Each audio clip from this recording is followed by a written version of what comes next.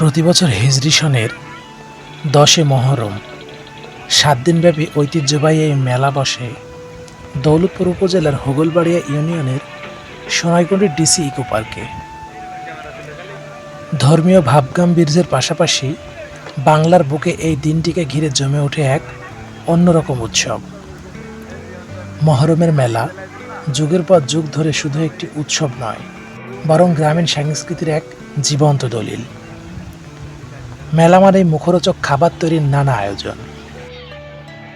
মেলা প্রাঙ্গণে ছোট ছোট দোকান বসেছে, নানান জিনিসের পসরা সাজিয়ে বসেছে দোকানিরা।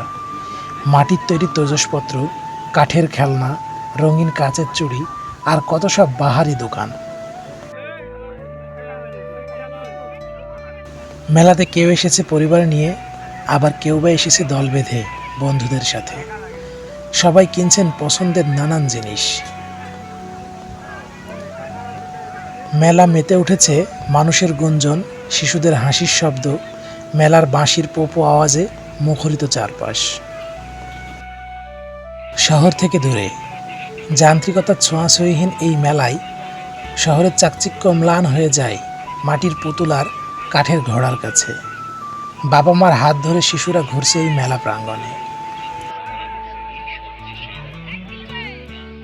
বড় বড় কড়াইয়ে জিলিপি ভাজা হচ্ছে, গরম জিলাপির রস টপ টপ করে পড়ছে। পাশেই রয়েছে বড় সাইজের খাজা, কদমা আর বাতাসার টেবিল। গ্রামীণ মানুষের মন থেকে এর রেশ মুছে যায় না সহজে। মহরমের এই মেলা কেবল কেনাবেচার জায়গা নয়, এটি মানুষের সাথে মানুষের মিলনের উৎসব, সম্প্রীতির এক অটুট বন্ধন।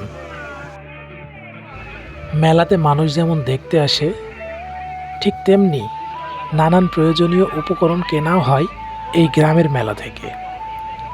এই মেলার ঐতিহ্য শত বছরের, গ্রাম বাংলার এক মেলবন্ধন। দাদা থেকে বাবা আর এখন আমরা এই মেলার ঐতিহ্য ধরে রেখেছি পরবর্তী প্রজন্মের জন্য। মাটির টানে, সংস্কৃতির টানে এই মেলা বারবার ফিরে আসে, আর বাঙালিকে মনে করিয়ে দেয় তার শেকড়ের কথা।